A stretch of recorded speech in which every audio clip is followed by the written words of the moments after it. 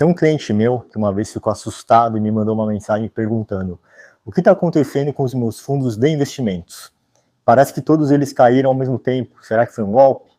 Isso realmente acontece nos últimos dias úteis de maio e novembro, onde acontece o tal do come cotas em alguns fundos de investimentos, como de renda fixa e multimercado. E o que aconteceu é que normalmente os investidores não sabem, mas existe esse mecanismo que é o come cotas, que, como o próprio nome diz, diminui o número de cotas de um fundo. Então o valor que você enxerga fica menor. Na prática é aquilo, a gente sabe que faz parte do jogo e o governo nunca perde. Ou seja, a gente está pagando o imposto antecipado se temos algum fundo de investimentos, de renda fixa ou multimercado, por exemplo.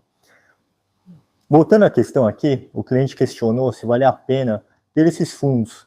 E antes de responder isso, é importante a gente entender que a classe fundos de investimentos não é ruim por isso.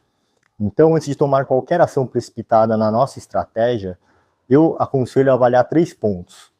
O primeiro, essa estratégia montada está alinhada ao planejamento em termos de percentual alocado. Na maioria dos casos, não vale a pena colocar 100% do capital em apenas uma cesta, embora hajam exceções, claro.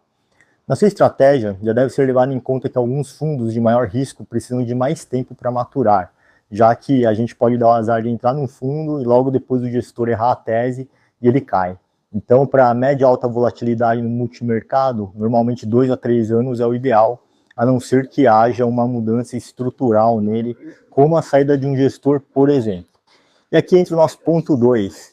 A gente tem que conhecer muito bem quem são os gestores e as suas equipes e o histórico deles no mercado, porque nenhum gestor vai acertar para sempre, mas a sua consistência acima do benchmarking em décadas vão mostrar um caminho interessante para a gente. E o terceiro e último é que, embora a rentabilidade passada não signifique retorno futuro, mesmo um ótimo gestor com histórico precisa mostrar consistência ao longo do tempo. Por exemplo, se um gestor de multimercado não bate nunca o CDI, começa a ficar perigoso para a gente, porque é preciso ter um acompanhamento mais forte. Já que nessas janelas que eu falei de 2 a 3 anos, o que pode acontecer se ele não bate o CDI com consistência é que os cotistas não vão continuar entrando por olhar o histórico passado e não vai ter caixa novo e logo esse fundo pode definhar durante anos antes de acabar.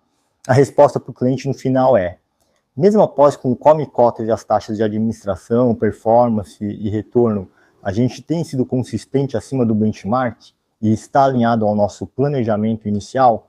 Se a resposta for sim, a gente já sabe que estamos no caminho correto.